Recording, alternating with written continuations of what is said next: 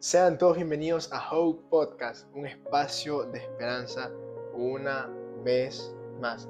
Quinto episodio. Quinto episodio. ¿Cómo seguimos avanzando? Gracias a la misericordia de Dios. Amén, Amén. hermano. Tú lo has dicho, ñañito. ¿Qué tenemos el día de hoy, mi hermano? Este quinto episodio tenemos un título muy bonito. En lo personal me gusta mucho. Creo que todos nos hemos identificado.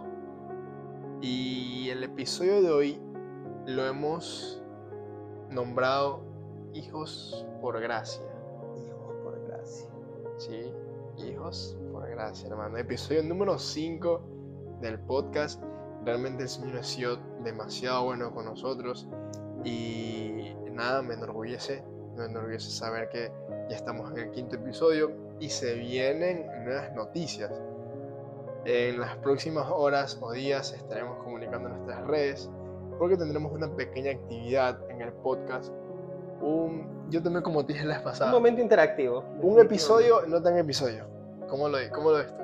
Yo lo veo muy bien porque es un momento en el cual nosotros vamos a tener la posibilidad de interactuar con ustedes. Exacto. Seguidores. Entonces, bueno, pendientes ahí. Estaremos anunciándolo en los próximos días.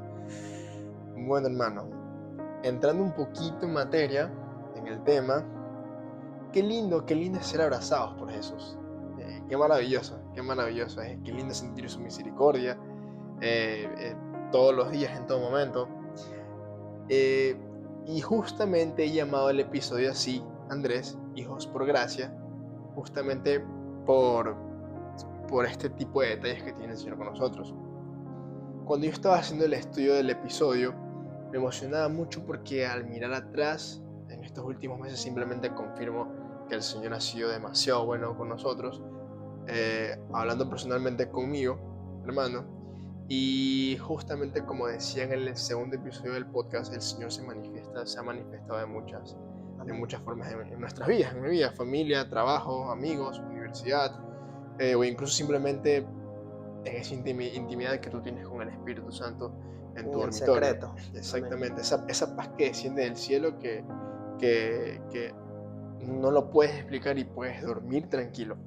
Y como dicen por ahí, Dios es bueno, hermanito. En todo tiempo ha sido bueno, definitivamente. Amén. Bueno, entrando un poquito en la palabra, hay un versículo que es como un farito de luz para mi corazón, ¿sabes?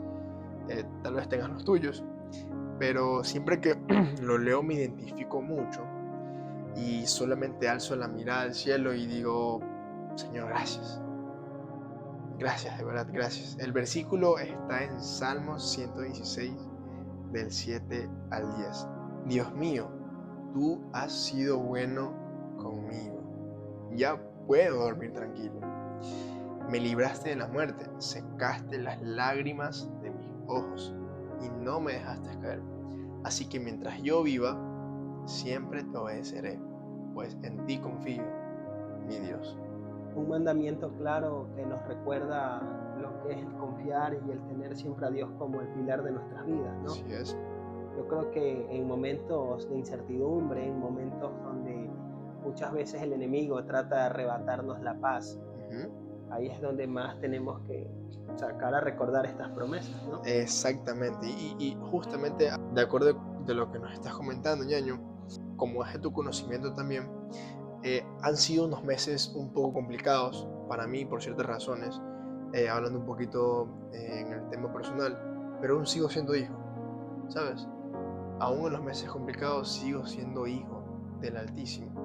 Y el deber de un padre cuando su hijo tiene miedo es abrazarlo y amarlo. Amén. Ñaño. Es por eso que aún en tiempos difíciles he visto sobreabundar la gracia del Señor en mi vida. Y por un solo motivo, ¿sabes cuál es? Dime cuál es. Solamente por amor, ñaño, porque sí, Él nos amó primero. Dios es bueno, de verdad. Dios es demasiado bueno. Así que hoy solamente vine acá para hacerte un lindo recordatorio. No estás solo, no estoy solo, no estás solo. No eres un huérfano, eres hijo de Dios. El mismo Dios que te abraza en tu peor y en tu mejor momento. Ese mismo Dios te daba la identidad de hijo. y tal vez muchas cosas más: siervo, líder, evangelista, pastor, etcétera. Todo en el tiempo de Dios, ¿no? Exactamente, o sea, la identidad que nosotros tenemos en Jesús es la que prevalece, más no la que el mundo nos dictamina. Entonces, justamente te quiero recordar esto porque no eres huérfano, eres hijo. Una vez más te lo digo, eres hijo. El huérfano se deja definir por lo que las personas piensan, Así es. pero el hijo se deja definir por el Padre que está en el cielo. El huérfano se guía por las circunstancias o por sus emociones, pero el hijo se guía por la voz y el consejo del Padre. Importante saber aquello, porque mira que cuando me ha pasado incluso, uno cree estar en su dormitorio o en su casa solo, pero realmente el Señor que te dice, justamente algo muy importante que estabas diciendo ahorita: yo estoy contigo, tú eres mi hijo y eres hijo del reino. Amén. En pocas palabras, el Señor te dice: Andrés, Javier, tú no estás solo en este momento. Así es. Físicamente tal vez el lugar se verá vacío, que no hay nada, pero en sí mi presencia en todo momento está contigo. Amén. Amén. Amén. Amén. ¿Sabes qué? Yo me acordaba, ya, y esto pues bueno, es algo que pasó, fue una experiencia. Una vez un amigo, si no me recuerdo, fue a principios de 2023, cómo pasa el tiempo, loco. De verdad que es una locura. A principios de 2023, un amigo me preguntaba: ¿cómo sé si verdaderamente Dios me ama? Buena pregunta. Y, ¿sabes? Yo simplemente se me vino como un contexto a mi mente, y realmente no tenía nada preparado. No. De hecho, la conversación se dio y todo, y yo le respondí con un ejemplo, o sea, con un contexto que se me vino a la mente. Y yo le dije: ok, pongamos un ejemplo. Yo le respondí con un ejemplo. Le dije: tienes la vida de un ladrón, de una persona que se dedica a robar. Y bueno, esa persona se encuentra haciendo sus artimañas, ¿no? Pongamos el ejemplo de que esa persona está dentro de una gasolinera, un mini market, robando, o un restaurante. Pongamos dos escenas: la primera y la segunda. La primera escena: sale el restaurante, ese ladrón sale del restaurante, y afuera hay personas con piedras en la mano, con palos, armas blancas, para recibirlo de una forma agresiva, y quién sabe hasta qué nomás le pueden hacer. Pero tenemos la segunda escena. En vez de esas personas, te encuentras a Jesús fuera de la tienda, fuera del mini market o de la gasolinera. ¿Qué crees tú que él haría en ese momento? Yo le pregunté a él y él me dijo: no lo sé. Yo le dije: simplemente él abriría sus brazos, y con una sonrisa en su rostro te abrazaría mientras limpia tus impurezas. Eso es Jesús. La paz en medio de la tormenta. Humanamente uno en una situación de ese tipo, ¿qué piensa? Hasta aquí llegué, o tal vez qué depara de mí después de aquel momento. Uno se imagina cosas peores. Créeme que en situaciones adversas uno lo que menos piensa es tal vez en una salida. Y sí, pero ahí aparece el Señor, ¿no? para salvarnos, para rescatarnos. Y sin querer, queriendo, le terminé respondiendo la pregunta de él, y me terminé respondiendo a mí tal vez alguna duda que se pudo haber cruzado en mi camino. Entonces,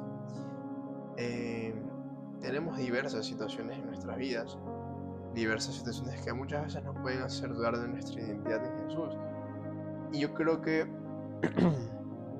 debemos priorizar mucho esta parte de cuidar nuestra identidad en Jesús, porque muchas veces caemos en engaños y mentiras de lo que nos dicen, de lo que se escucha, de lo que se ve, de lo que percibes. Entonces, cuando verdaderamente, como lo decía en el episodio anterior, cuando verdaderamente, en el tercer episodio, si no me recuerdo, cuando verdaderamente aceptamos nuestra identidad en Dios, sabremos valorarnos, porque la identidad que tenemos en Jesús no es como ninguna otra, es maravillosa. Entonces, si en tu trabajo o en tu casa te subestiman, Jesús te dice hoy, instrumento útil me eres. Si una cadena generacional de tu familia te empuja a un vicio, cuando no puedes más, cuando sientes que no tienes salida, Jesús te susurra en las noches, hey, levántate porque eres más que vencedor. O si un diagnóstico te da el peor resultado, el Señor solamente te dice, hey, te basta mi gracia porque mi poder se perfecciona en tu debilidad.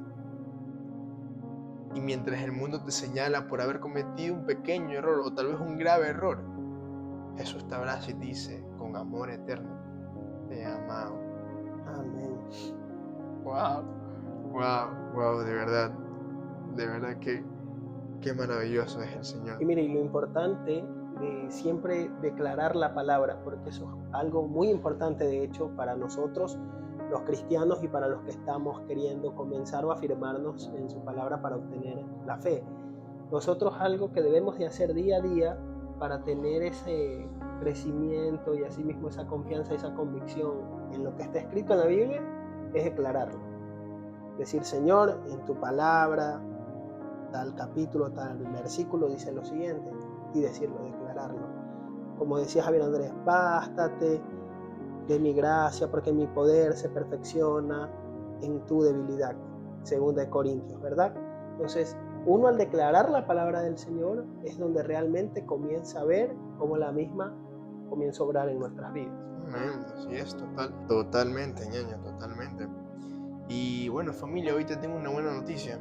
La noticia es Isaías 54. Las montañas podrán cambiarse de lugar, los cerros podrán venirse abajo, pero mi fiel amor por ti no cambiará. Siempre estaré contigo y gozarás de mi paz, te dice el Señor hoy. Así que una vez más, familia, amigo, amiga, abraza esta promesa, átala a tu corazón y créela, realmente créela. Porque Dios no es hombre para mentir, ni hijo de hombre para arrepentirse, dicen las Escrituras. Así que esta promesa es netamente de nosotros, de sus hijos. ¿Qué es la gracia? La gracia de Dios, en este caso, es el favor inmerecido y la bondad que Dios muestra a la humanidad a pesar de sus pecados y su incapacidad para cumplir plenamente con la voluntad divina. Okay. ¿Qué quiere decir esto? Que es un regalo que no se puede ganar, ojo, no se puede comprar o merecer. Simplemente se ofrece libremente por el amor y la misericordia de Dios que tiene para nuestras vidas. Amén. Amén. Incluso el libro de Efesios, capítulo 2, de los versículos del 8 al 9, que dice, porque por gracia sois salvos por medio de la fe. Y esto no de vosotros, pues es don de Dios. Claramente dice que la gracia solo lo otorga Dios. Ya, no por obras para que nadie se gloríe. Miren lo que está diciendo este versículo. Dice claramente de que la gracia, como decíamos, es ese regalo inmerecido que de ninguna u otra manera podemos comprar, podemos obtener, simplemente lo recibimos por la gracia de Dios. Amén. Nosotros podríamos hablar de ciertos ejemplos, ¿no? Como para definir qué es la gracia en un ámbito más cotidiano. Nosotros podríamos decir que la gracia es una sombrilla en medio de la tormenta. No sé si te ha pasado, bueno, en mi caso sí, he estado en pleno aguacero, en plena lluvia, Javier, y de un momento al otro yo digo, está lloviendo más fuerte, se está inundando la calle y tengo que ir a ver el carro, y está cada vez peor, no para la lluvia.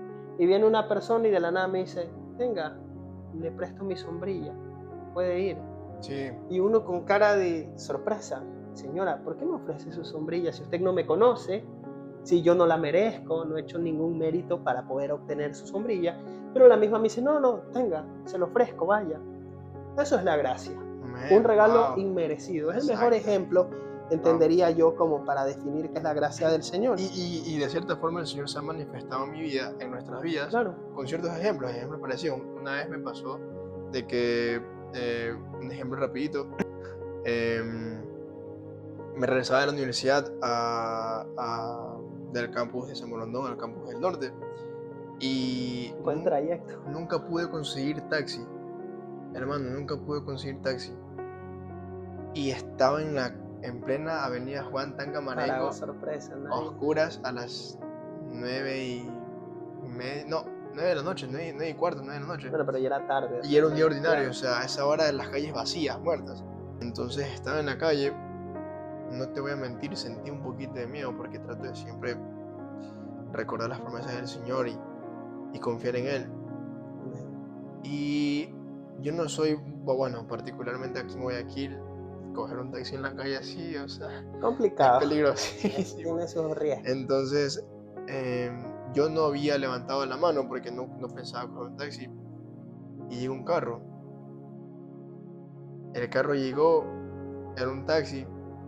Y le digo, me dice, amigo, que estás como que botado. Sí, yo solamente voy aquí nomás. Estamos súper que cerca, por favor, ¿cuánto me cobra? Ven, vamos, tranquilo, no pasa nada, yo te llevo gratis. Gloria a Dios. Pero es que ahí no es lo mejor de todo.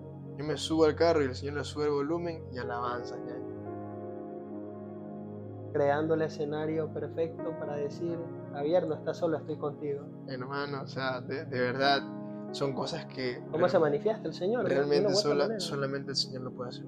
Y usa personas o instrumentos, en este caso que uno a veces ni se imagina que tal vez nos vayan a brindar o extender una mano.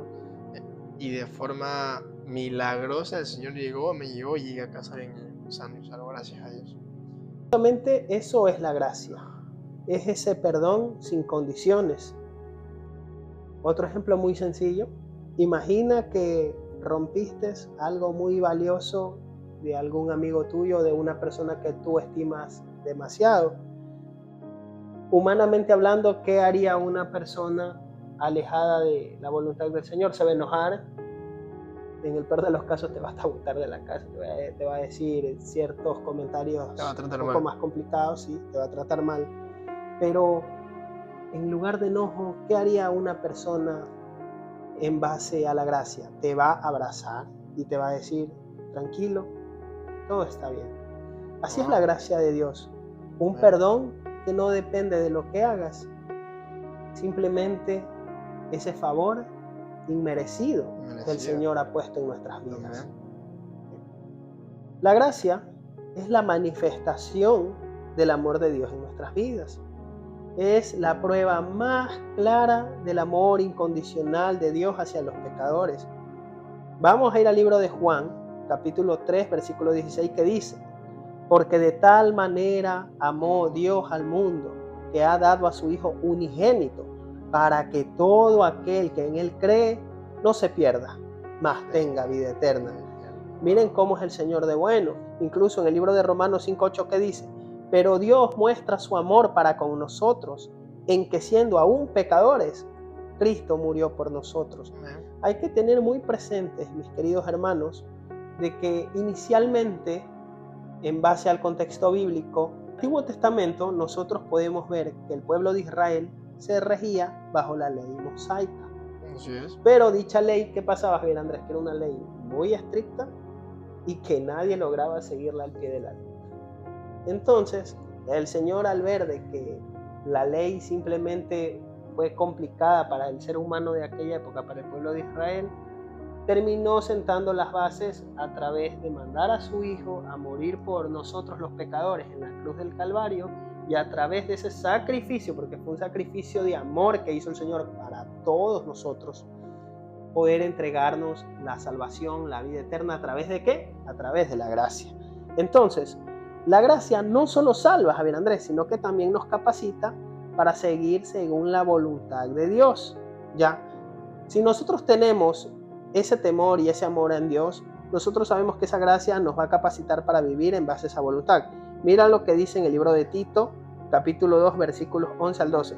Porque la gracia de Dios se ha manifestado para salvación a todos los hombres, enseñándonos que renunciando a la impiedad y a los deseos mundanos, vivamos en este siglo sobria, justa y piadosamente. ¿Es abundante y suficiente la gracia? Mira, justamente lo que decías antes del versículo de 2 Corintios, el Señor te dice que la gracia de Dios es infinita y suficiente para todas nuestras necesidades. Dice, bástate mi gracia porque mi poder se perfecciona en la debilidad. 2 Corintios, capítulo 12, versículo 9. En nuestros momentos de mayor debilidad, Javier Andrés, es la gracia de Dios quien realmente nos sostiene y nos fortalece. Amén. Y la misma se recibe por fe. Libro de Romanos, justificados pues por la fe, tenemos paz para con Dios por medio de nuestro Señor Jesucristo, por quien también tenemos entrada por la fe a esta gracia en la cual estamos firmes. La misma gracia termina considerándose parte de la base de nuestra salvación, porque la misma es el fundamento ¿de qué? De la redención de la humanidad. Acuérdate que nosotros que tenemos, inicialmente tuvimos la naturaleza adámica, es decir, Exacto. del pecado de Adán y Eva. Así es. En nosotros pesaba una marca, en nosotros pesaba un estigma, ¿ya? Que a nosotros, ¿qué hacía dicha marca? Nos diferenciaba y decía, ustedes están muertos en delitos y en pecados. Así es. En pocas palabras, ustedes no van a obtener la salvación eterna. Por eso el Señor, por gracia, como decíamos, vino a cumplir su sacrificio, como dice en la palabra, y el Verbo se hizo carne y vino por nosotros a salvar a nosotros los pecadores. Wow. Dice, Amén. porque la paga del pecado es muerte, pero la dádiva de Dios es vida eterna en Cristo Jesús, Señor nuestro. Miren lo impactante de este versículo. El Señor en todo momento nos dice a Javier Andrés, síganme, búsquenme, que yo les daré realmente por gracia la salvación y la vida eterna. Amén. Limpios de todos los pecados. Amén. Ahora, hay que tener un punto muy claro, Javier Andrés. Tú te preguntarás, ¿y se puede abusar de la gracia? Buena pregunta, buena pregunta. Yo te hago una pregunta, Javier Andrés. ¿Tú crees que los excesos son buenos? No, nada, absolutamente nada en exceso es bueno, nada. Nada en exceso es bueno y es una gran verdad lo que me estás diciendo. Exactamente. La Biblia advierte claramente sobre el peligro de abusar de la gracia de Dios. Okay. Aunque la gracia, habíamos dicho que es un regalo inmerecido, esto no significa, Javier Andrés, que deba tomarse como una licencia o como un permiso para pecar deliberadamente. Es decir, pecar sin control, sin ningún tipo Muy de... buen punto. Claro. Y aquí, por ejemplo, hay versículos claves que hablan de dicho tema. Romanos capítulo 6, del versículo 1 al versículo 2, que dice, ¿qué pues diremos?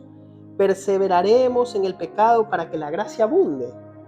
En ninguna manera, porque los que hemos muerto al pecado, ¿cómo viviremos aún en él? ¿Qué nos dice este pasaje? Este pasaje aclara que recibir, Javier Andrés, la gracia de Dios no significa que podamos continuar pecando intencionalmente. Dicha gracia, ¿a qué nos llama? A vivir una vida transformada. Porque en capítulos anteriores que habíamos dicho, que el Señor, cuando entra a la vida del ser humano, ¿qué hace? Cambia cuerpo, alma y espíritu. Eso significa de que el ser humano tiene que dar frutos que demuestren de que el Señor ha hecho la obra, de que el Señor ha hecho el cambio realmente en la vida del ser humano. Si dichos frutos carecen en el ser humano, estamos hablando de que todavía hay un proceso en el cual el Señor y nosotros también por propia disposición debemos de trabajar. Amén. Ahora, mira lo que dice también el libro de Hebreos, capítulo 10, versículos 26 al 29, dice, porque si pecaremos voluntariamente después de haber recibido el conocimiento de la verdad, que habíamos dicho en el primer capítulo, que la verdad es Cristo, que la verdad es Jesús, y dicha verdad se fundamenta en la palabra de Dios. Y dice, ya no queda más sacrificio por los pecados, sino una horrenda expectación de juicio y de hervor de fuego que ha de devorar a los adversarios. Cuanto mayor castigo pensáis que merecerá el que pisoteare al Hijo de Dios y tuviere por inmunda la sangre del pacto en la cual fue santificado, e hiciera afrenta al Espíritu de gracia. Este versículo, Javier Andrés, nos advierte claramente que contra el pecado deliberado y la falta de respeto hacia la gracia de Dios, vamos a tener graves consecuencias por tal actitud. Así es. Eso quiere decir, Javier Andrés, que nosotros tenemos que ser claros. el Señor vino con una misión, liberar al pecador del pecado.